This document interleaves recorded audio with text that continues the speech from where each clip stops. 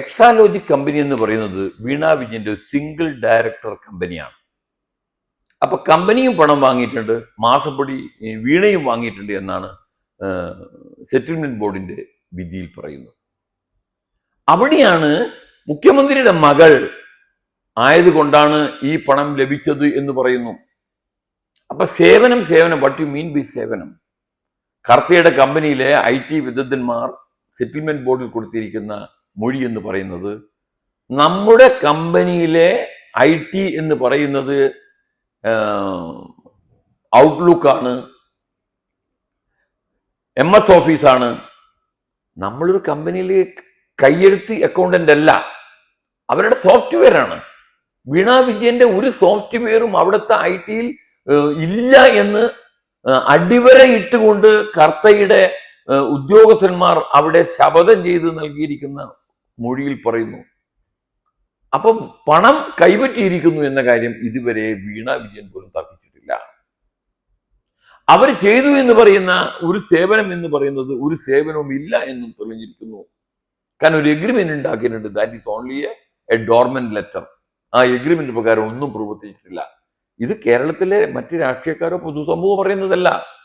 കർത്തയുടെ കമ്പനിയിലെ ഉദ്യോഗസ്ഥരും IT വിദഗ്ധന്മാർ central settlement ബോർഡിന്റെ മുമ്പിൽ കൊടുത്തിരിക്കുന്ന ശപഥം ചെയ്തിട്ടുള്ള മൊഴിയാണ്.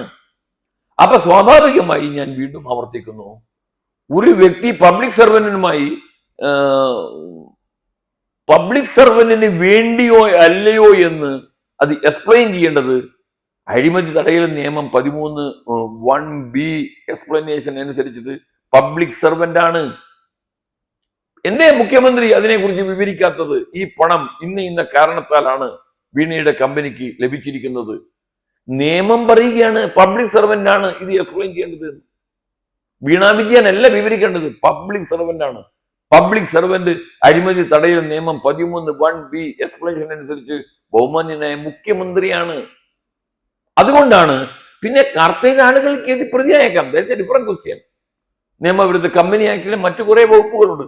നിയമവിരുദ്ധമായി കമ്പനിയുടെ പണം ഷെയർ ഹോൾഡേഴ്സിന് കിട്ടുന്നത് വേറെ ഏതെങ്കിലും വഴിക്ക് തിരിച്ചു വിട്ടാൽ ദേ ആർ ഓൾ ലയബിൾ. പക്ഷേ ഈ 447 പരിധിയിൽ വരുന്നത് പ്രധാനമായും കമ്പനി ഡയറക്ടർമാർ വരാം, കമ്പനിയുടെ ഉദ്യോഗസ്ഥന്മാർ വരാം, അല്ലാത്തവരും വരാം. അങ്ങനെയാണ് വീണ വിജയൻ ഈ നിയമത്തിന്റെ ഈ വകുപ്പിന്റെ പരിധിയിൽ വിവരിച്ചിരിക്കുന്ന ഫ്രോഡിന്റെ ഡെഫിനിഷനിൽ വരുന്നത്. അതുകൊണ്ട് മുഖ്യമന്ത്രിക്ക് ഇതിൽ ഒരു രണ്ട് കാര്യം മുഖ്യമന്ത്രി ചെയ്താൽ പ്രശ്നം അവസാനിക്കും. ഒന്ന്, മുഖ്യമന്ത്രിയെ അപകീർത്തിപ്പെടുത്താൻ, അപമാനിക്കാൻ, മുഖ്യമന്ത്രിയെ അന്തസ്സോടുകൂടി ജീവിക്കാനുള്ള ഭരണഘടനാപരമായ ഒരു അവകാശത്തിന് കളങ്കമുണ്ടാക്കത്തക്ക രീതിയിൽ കേന്ദ്രത്തിലെ BJP ഗവൺമെന്റിന്റെ ഒരു അധികാര സ്ഥാനം ഒരു ഉത്തരവ് പുറപ്പെടുവിച്ചത് റദ്ദ് ചെയ്യണം. ആ ഭാഗം മാത്രം, കേരളത്തിലെ രാഷ്ട്രീയ നേതാവിന്റെ മകൾ എന്ന നിലയിലാണ് ഈ പണം കൊടുത്തത് എന്നുള്ള ഭാഗം മാത്രമല്ല, അതുമായി ഒരു ബന്ധമില്ലെങ്കിൽ PV പിണറായി വിജയൻ എന്ന് കർത്തയുടെ ഓഫീസിൽ നിന്ന് കണ്ടെടുത്ത രേഖകളിൽ ഉണ്ട് എന്ന് സെറ്റിൽമെന്റ് ബോർഡിന്റെ വിധിയിൽ പറയുന്നു. PV പിണറായി വിജയനാണ്. മുഖ്യമന്ത്രി പറയുന്നു ഞാനല്ല. ഒരു അധികാര സ്ഥാനം പുറപ്പെടുവിച്ചിരിക്കുന്ന ഒരു വിധിയിൽ പറയുന്നു PV പിണറായി വിജയനാണ്.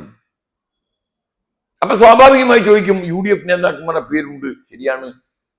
അങ്ങനെ ഏതെങ്കിലും ഒരു കമ്പനിയുടെ ഒരു രജിസ്റ്ററിൽ കുറെ രാഷ്ട്രീയ നേതാക്കന്മാരുടെ പേര് വന്നാൽ അവരതിൽ പ്രതിയാവില്ല എന്നാണ് ജെയിൻ ഹവാല കേസുമായി ബന്ധപ്പെട്ട് ലാൽകൃഷ്ണ അഡ്വാനിയും VC ശുക്ലയും എല്ലാം കൊടുത്ത കേസിൽ സുപ്രീം കോടതി പറഞ്ഞത്. ഇവിടെ പണം ലിക്വിഡായി കാണുന്നു മകളുടെ അക്കൗണ്ടിലേക്ക്. കർത്തയുടെ രേഖയിൽ കാണുന്നു PV പിണറായി വിജയൻ. അദ്ദേഹം പറയുന്നു ഞാനല്ല. ഞാൻ വെല്ലുവിളിക്കുന്നു ബഹുമാനപ്പെട്ട മുഖ്യമന്ത്രി, you file a writ petition in Supreme Court under Article 32 to expunge these portions of the observations against you. മറ്റ് UDF നേതാക്കന്മാരുടെ മകൾക്ക് പണം കിട്ടിയതായി ആ റിപ്പോർട്ടിൽ ഇല്ല. അപ്പൊ വെറുതെ UDF നേതാക്കന്മാരെ പേരെഴുതി കഴിഞ്ഞാൽ ജെയിൻ ഹവാല കേസ് ഈസ് ആപ്ലിക്കബിൾ. പക്ഷേ ഇവിടെ മകളുടെ കണക്കിലേക്ക് പണം വന്നിരിക്കുന്നു. അപ്പം പറഞ്ഞു അക്കൗണ്ട് ഞാൻ അതിൽ ടാക്സ് അടച്ചിരിക്കുന്നു. ടാക്സ് അടച്ചാൽ തീരുവോ? ഒരു പ്രൊസീഡ്സ് ഓഫ് ക്രൈം, ഒരു കുറ്റകൃത്യം ചെയ്ത് സമ്പാദിച്ച പണം സർക്കാരിന് ടാക്സ് അടച്ചു കഴിഞ്ഞാൽ ഞാൻ കുറ്റമുക്തനായി മാറുമോ? ഒരിക്കലുമില്ല. That's A matter of common sense.